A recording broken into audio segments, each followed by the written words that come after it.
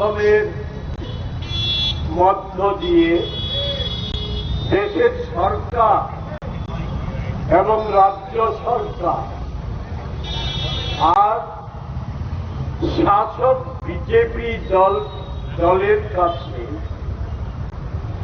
একটা বিষয় স্পষ্টভাবে জানতে চাই। গতকাল যুব কংগ্রেসের সর্বভারতীয় সভাপতি ওনাকে গ্রেফতার করার কারণটা কি? আমি ঘটনা এআই সম্মেলনে বিক্ষোভ প্রদর্শন ঠিক বেঠিক এই প্রশ্নে যেতে চাইছি না। আমি জানতে চাইছি দেশে শাসক দলের জন্য একরকম আইন আর বিরোধীদের জন্য কি আরেক রকম আইন চালু হয়ে গেছে? যদিও জানি আমরা তা চালুর একটা পরিকল্পনা নিয়ে আরএসএস, বিজেপি, মোদী শাহরা অগ্রসর হচ্ছে। কিন্তু আমার সামনেই তো রাজ্যে পুলিশ কার্যালয়ের মধ্যে একটা অন্যতম গুরুত্বপূর্ণ কার্যালয়। এখানে সে কার্যালয়ের কিছু কর্মী বা আধিকারিক আছেন কিনা আমার নজরে আসছে না।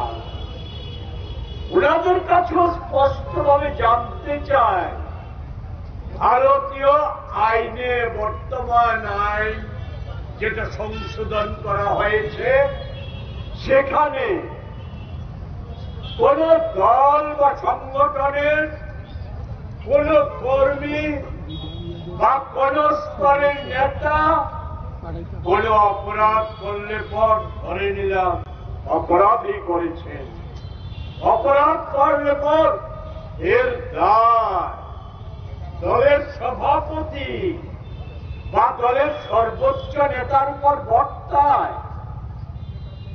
তাহলে যদি এটা হয়ে থাকে তো আমার কোনো আপত্তি নেই, কিন্তু যদি না হয়ে থাকে গোটা দেশে এবং আমাদের রাজ্যে অসংখ্য বিভিন্ন স্তরের বিজেপি কর্মী নেতাদের দ্বারা শুধু গণতান্ত্রিক আন্দোলন নয়, সাধারণ মানুষ নির্যাতনের ঘটনা সহ নানা ধরনের ধ্বংসাত্মক ঘটনা, দেশদ্রোহিতার ঘটনা সংগঠিত হওয়ার দায়ে কোথাও আমাদের রাজ্যের ক্ষেত্রে বিজেপির রাজ্য সভাপতির বিরুদ্ধে ব্যবস্থা বা দেশের ক্ষেত্রে সর্বভারতীয় সভাপতির উপর ব্যবস্থা, এমন একটা নজির কি আছে?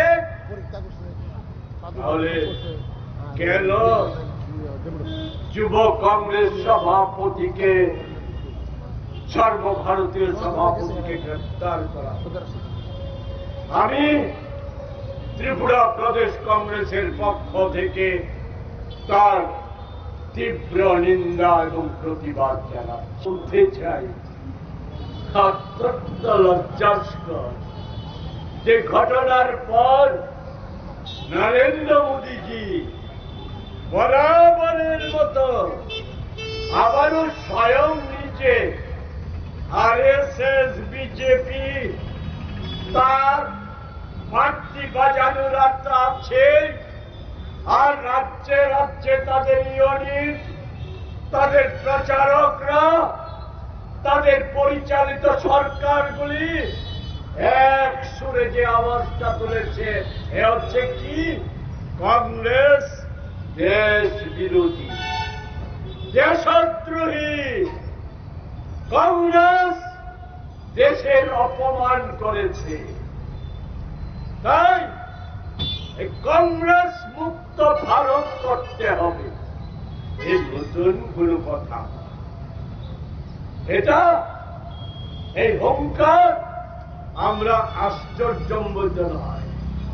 মোদিজি আরো বলেছে, দেখুন, আপনারা সকলেই জানেন, অবগত আছেন যে ইতিমধ্যেই একটা ট্রেড ডিল সই করা হয়েছে ইউএস এবং ভারতবর্ষের মধ্যে, এবং আমরা দেখেছি সেই ট্রেড ডিল জনবিরোধী, সেই ট্রেড ডিল কৃষি বিরোধী। কারণ আমরা দেখেছি যে ইন্ডিয়া আমেরিকার থেকে 0% ট্যারিফ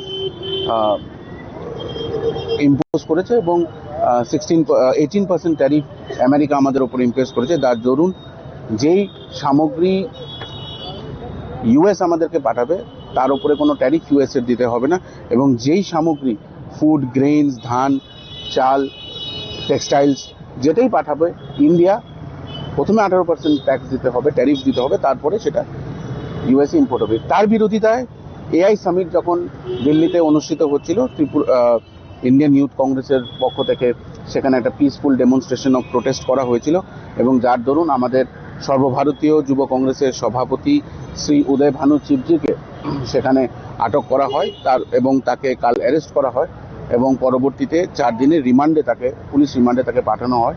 এটা তীব্র নিন্দা করছি আমরা, কারণ গণতান্ত্রিক দেশে গণতান্ত্রিকভাবে আমরা প্রোটেস্ট করেছি। এই প্রোটেস্ট মানুষের স্বার্থে, এই প্রোটেস্ট কৃষকদের স্বার্থে, এই প্রোটেস্ট ভারতবর্ষের প্রত্যেকটা মানুষের স্বার্থে। কিন্তু আমরা কি দেখেছি?